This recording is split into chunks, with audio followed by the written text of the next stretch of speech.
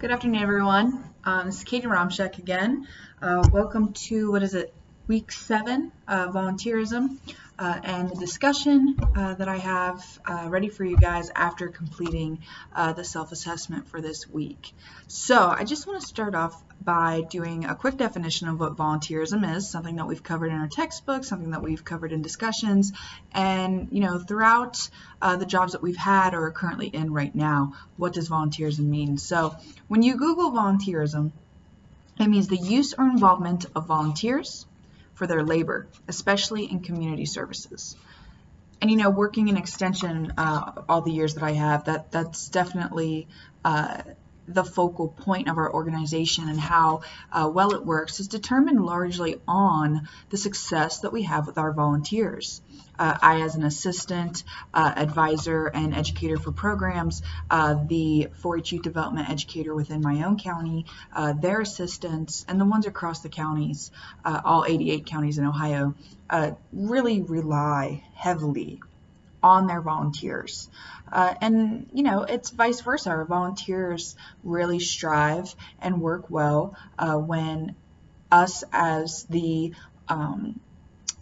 extension advocates, extension liaisons, work and help fulfill their needs. It's definitely cyclical in that sense. We can't be successful without them, and they can't provide the guidance for our kids without the guidance from us. So I took the self-assessment. I thought it was enjoyable. It is something that I think everyone, both volunteers as well as individuals in leadership positions, should take a few times in their career. There are some points that I want to discuss. And this is based solely on my experience thus far in extension, and in some other roles that I've had in different jobs as well. But I'll go through and discuss my thoughts on them, and how I rated myself. I kind of wanted to ask some of my colleagues to rate me, but it didn't happen. And that's just based off time and all of us at the office and everything of that nature. And so this was my personal self-assessment, and we'll just go from there. So first and foremost, personal leadership. Every person should attempt to be a leader in something in their lives. I think that us as potential educators, we're going to constantly be put in that position where we need to be a leader.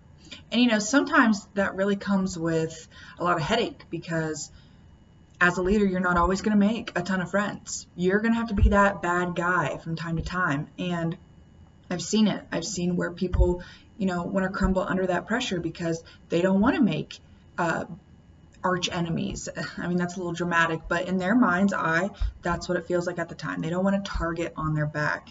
A few things that I circled as far as what I felt was a little up for interpretation. First, which I believe that trained volunteers can do any role in the organization. I do believe to an extent they most certainly can. Keep in mind, these volunteers, some of them have been in that position volunteering for the program longer than you have been born. that you've been born, raised in 4-H as a 4-H'er up until now. So they do have that knowledge, that skill, that background interpretation of what a good organization is. However, and this is that devil's advocate. Extension is constantly evolving. Us put in those positions, we have to evolve with that. Especially in Ohio right now, there's a restructuring going on, and there's rules that are constantly being refitted every single day. With that comes different roles, different interpretation of the roles, different, aspects of the job that can only be devoted towards individuals who are working within that system. Very few times, do you have to really say, no, I have to do this. In our neck of the woods, it's something that we as an office need to work on, is to really, get our volunteers up to par with the trainings so that the utilization can take place. I almost feel as though I'm objectifying my volunteers like they're tools in a garden shed, and they're not. Without them, I wouldn't have been able to do half my programs. But there are moments, and you have to pick and choose with any job. The second one that I wanted to circle on, and this is something, it's a personal fix, is my adaptation to change. I love when things are the same. Don't get me wrong, I like a good adventure once in a while, but I love when I don't have to double check to see if this is the same paper that I can fill out year after year. I like the consistency of it. Like I said before, as I reiterate, there are huge changes in my state, so everything appears to be changing. I'm not a fan. Not to say that there's some variables that I absolutely, love and or despise. I love that they're changing some of the aspects to hold more people accountable. I love that. To me, that was never a change because, and this goes on to your personal development as well, or how you choose to lead. If you hold yourself accountable, those rules will just be pleasant reminders. To those who don't hold themselves accountable, they think it's horrible because now they have to follow rules, So as far as changing when rules are made, they don't change so drastically that it turns your world upside down unless you weren't really following the ones initiated in the first place. When I think of my adaptation to change, it's when big pivotal moments occur. And that's more so personal, I think. But I do believe that personal changes will affect your performance in a job setting, by all means, and vice versa. I mentioned this in the last discussion post as a question. Do you have to really take time to stop and say, no, my personal life comes first? Of course, anyone who's wanting to live a healthy, substantial life is going to have to choose those moments. So as far as changing, in some retrospect, change is good. You have to evolve with the times to be a competent, well-rounded leader.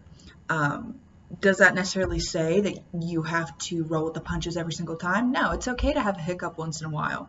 It's just whether or not you recollect yourself and integrate into that process. There's nothing worse than, seeing an individual who has, the full potential to evolve with something, and they dig their heels in thinking that, it's their way or the highway, and extension, the big highway. So adaptation to change. I think everyone at some point in their life needs to reassess themselves and their abilities to do so.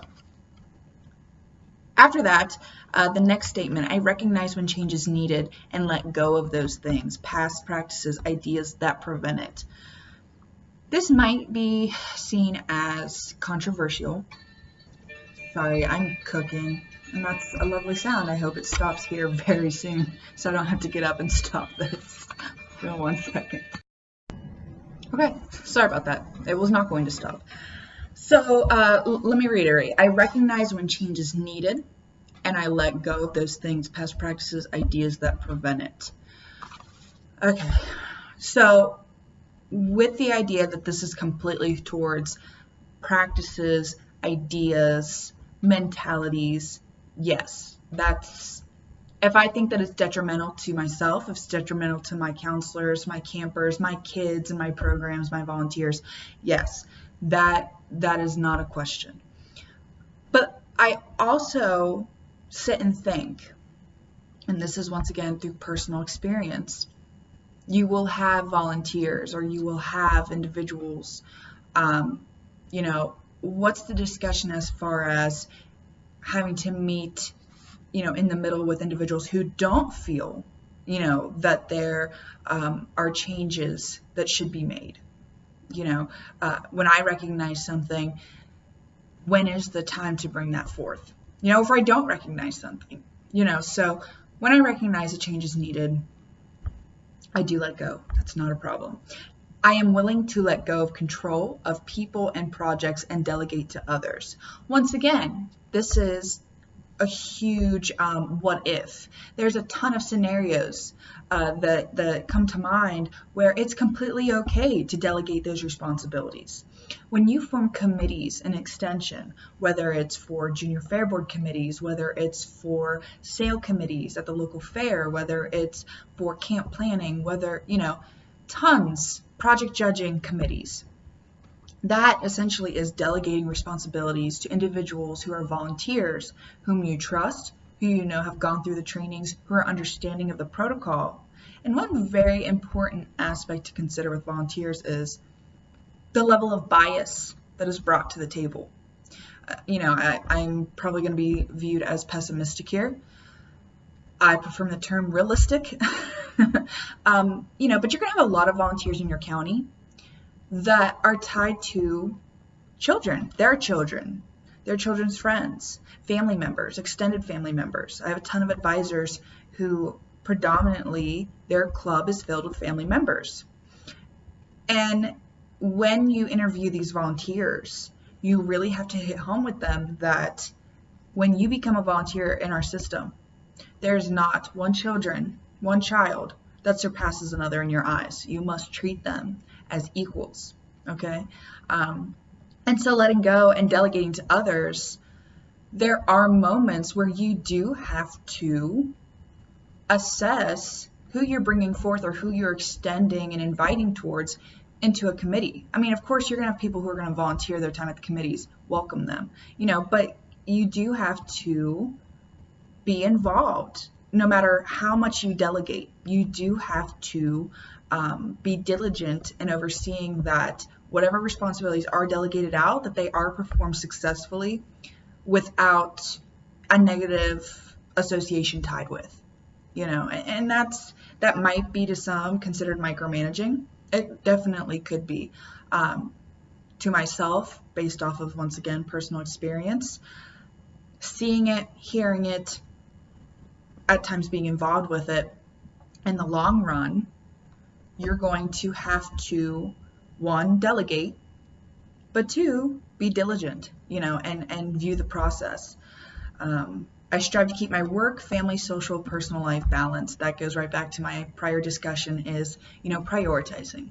I feel that I have improved immensely with that since I started 9 years ago in Extension to now. When I first started out, you feel like you need to prove something, that I'm the best worker, that I'm the most sociable, that, I'm the most applicable for these positions. And that's with any job, you want to prove your worth. But, when you're established and you're confident and you're able-bodied, you do have to, and this comes with age too. When I first started out, I was very young, somewhat naive, and I did devote myself to specific jobs entailed within the position that I achieved. I don't take that back. But now, being involved, having more personal relationships, I do step back and I think, okay, no, this Saturday is my own and this all can wait till Monday, and if you message me privately, you may or may not receive a response until the work hours, and that's okay. Removing that guilt, working on it, having that healthy balance. Planning skills. I'm a planner. I think this goes with not wanting to change, but if there is change, I'm going to plan it. I'm going to be as least blindsided as possible so I can communicate this vision to others. Part of being in Extension is part of educating our communities. And sometimes that is selling yourself and your organization, because as much as we think it's absurd, there's a lot of people that don't know what 4-H is or don't know what extension work is. Ag and natural resources. Okay, so trees. But what else? What else do we do? Food and consumer sciences. So telling us to eat healthy. What else? So having to communicate that vision, that selling point, that elevator speech, that's something that I've had to hone in on and work. And once again, I think everyone, as they evolve with Extension, will have to tailor their approach to discussing the vision and the organization. I can set priorities for the future growth of my program, and the objectives I set for attaining goals can be measured. EETs, any kind of program evals, any kind of surveys, anything that's research-based that we take back to our state reps, our state directors. All of this needs to be carefully measured, carefully attained, carefully collected by other individuals and sent forth. There's a rule in Ohio where, we can hand out surveys, we can't collect them in our specific programs. We have to have someone else collect them.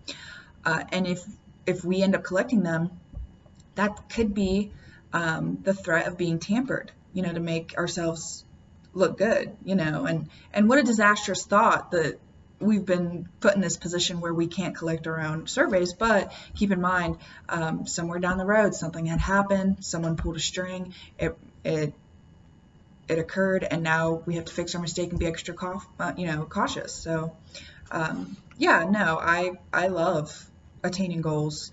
I think that that's personal growth in its finest, is a measurable goal that you can track along the way, attain it. Not only does that make you feel pretty good, but it shows that you are a competent leader.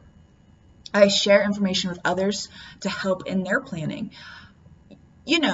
Every person has their approach, and you might think your approach is absolutely bulletproof, but every person is slightly different. So yes, I do like to share my information.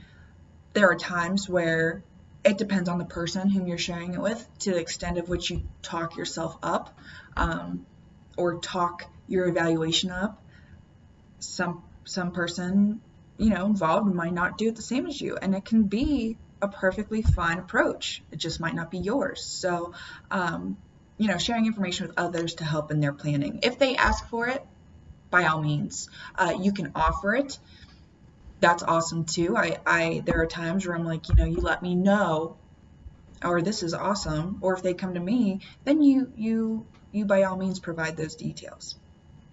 So staffing skills, I have to say this is not entirely applicable in the position and the roles that I have played as far as paid colleagues, things of that nature. Staffing skills to me, I think of when I'm training and collecting like baseball cards. When I'm training, inviting, interviewing for counselors, positions at my summer camp, positions in my programs, volunteers, understanding that skills are needed for a role before beginning recruitment. Listen, I'm on summer camp mode, and it's kind of like a crisis right now as far as people going in and performing a job.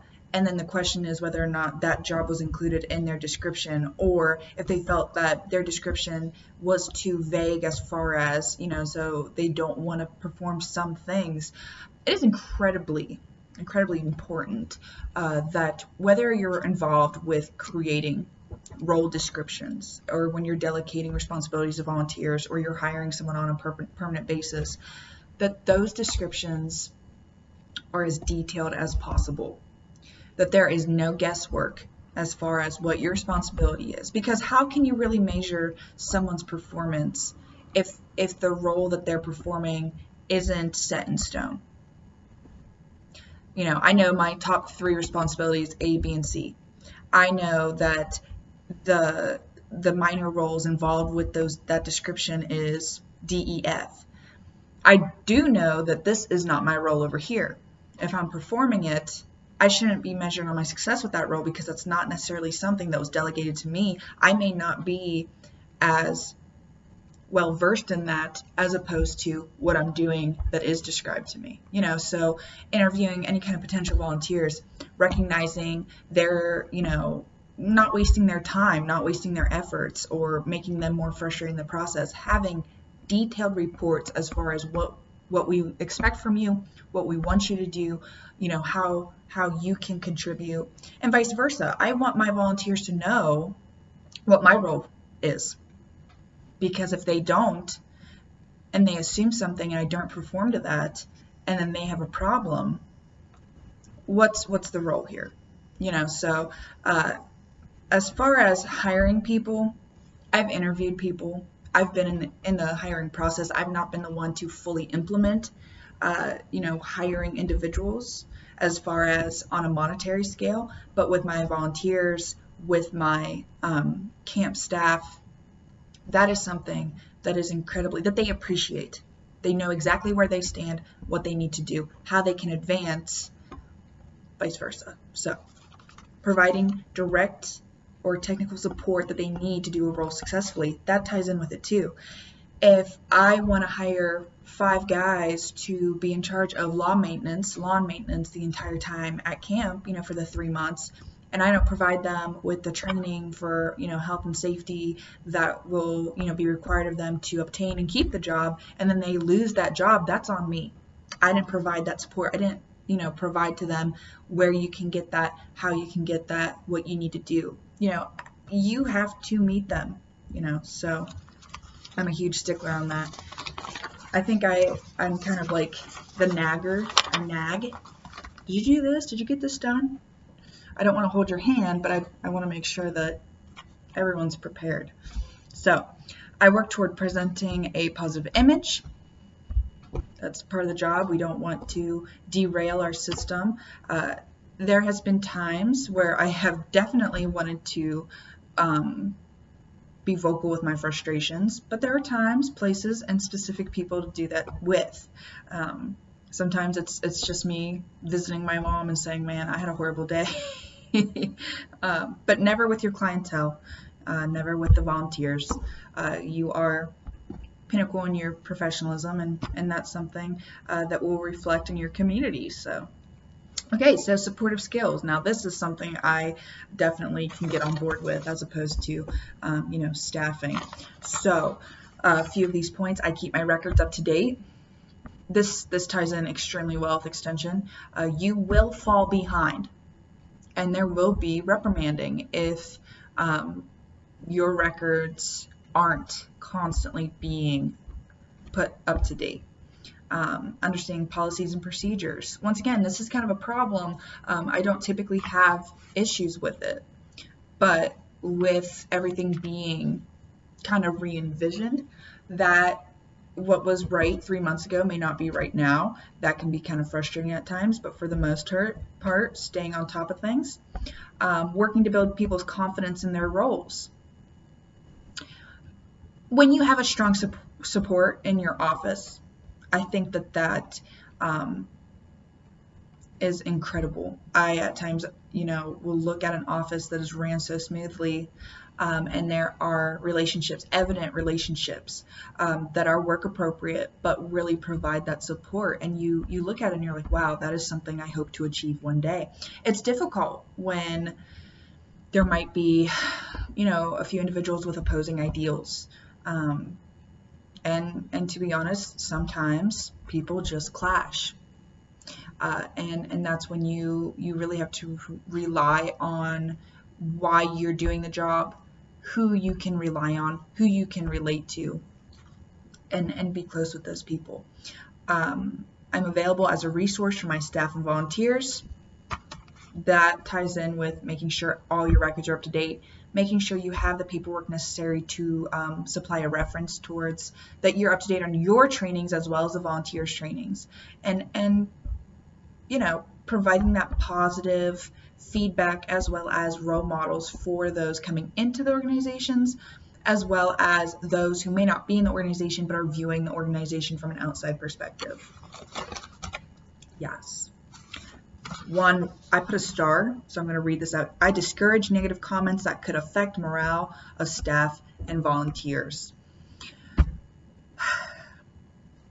One role that I think is one of the most difficult roles to have in extension, or not necessarily role, but scenarios, situations, is when you have to intervene and, have a talk, a dreaded talk, the we need to talk, when it comes to your staff or at times your volunteers.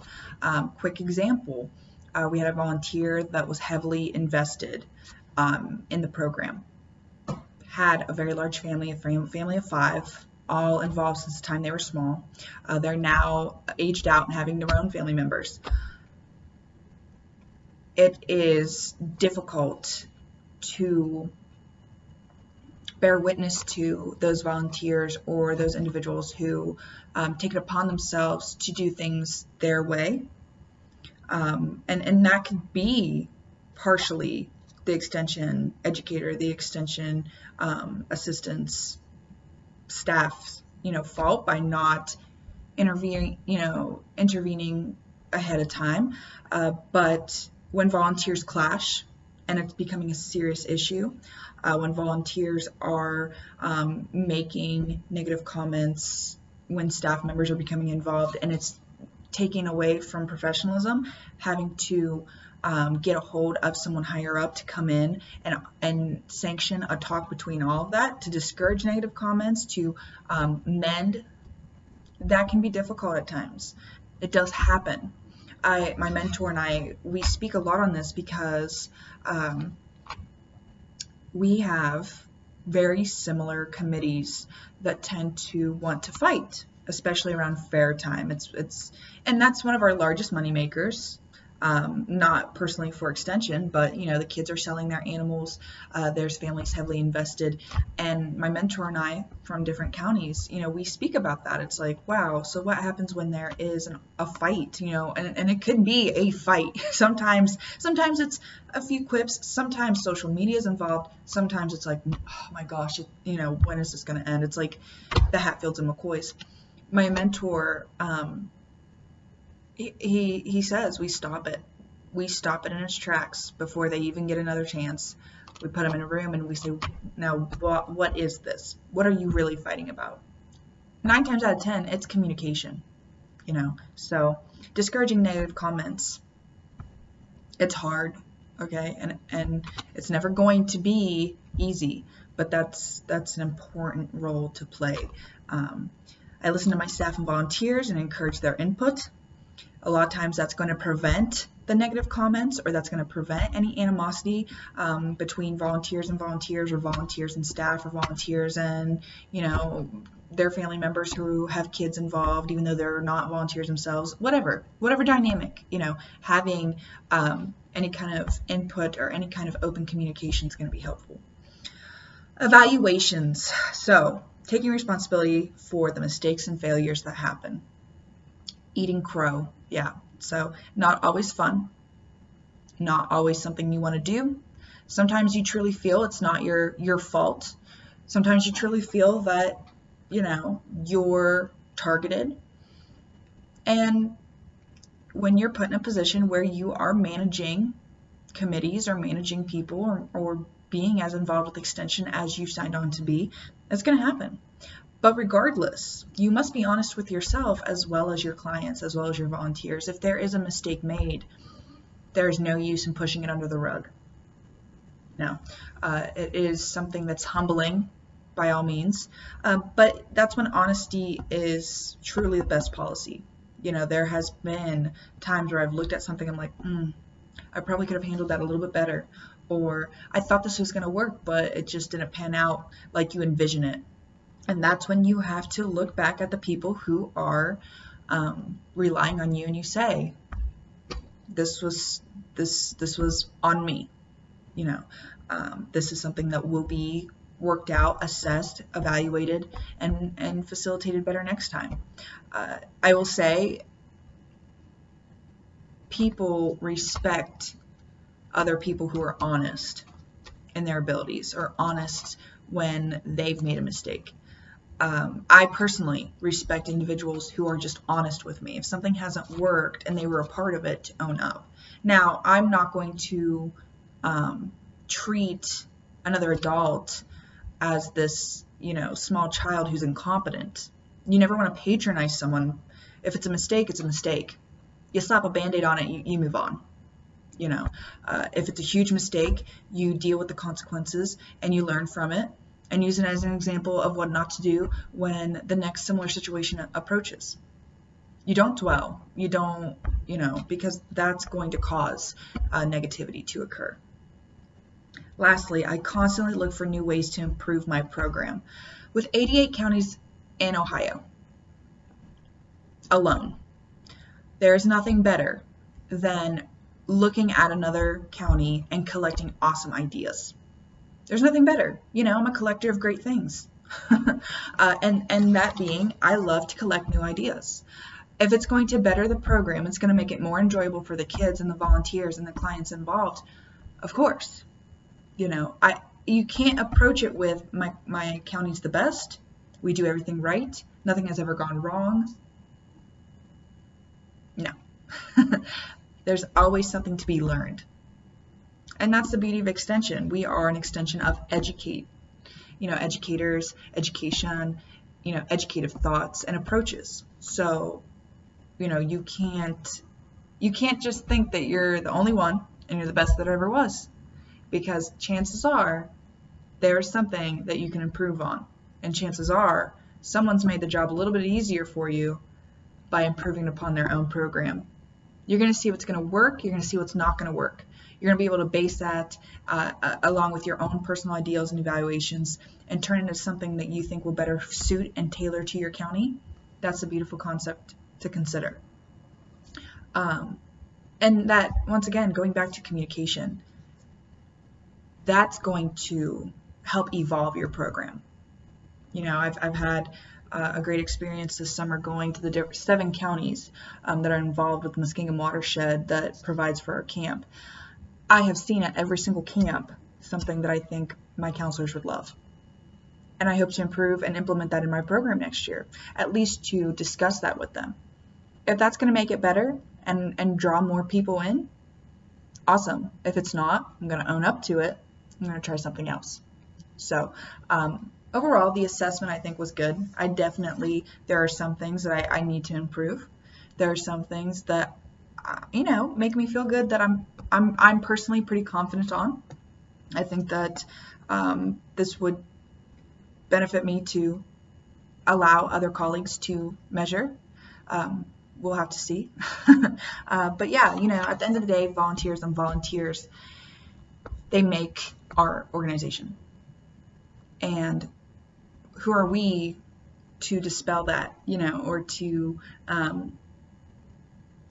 withdraw ourselves from not utilizing volunteers? They're fantastic. And I can't wait to proceed on with next week's lesson to strengthen and solidify our understanding of just how important they are. So thank you guys.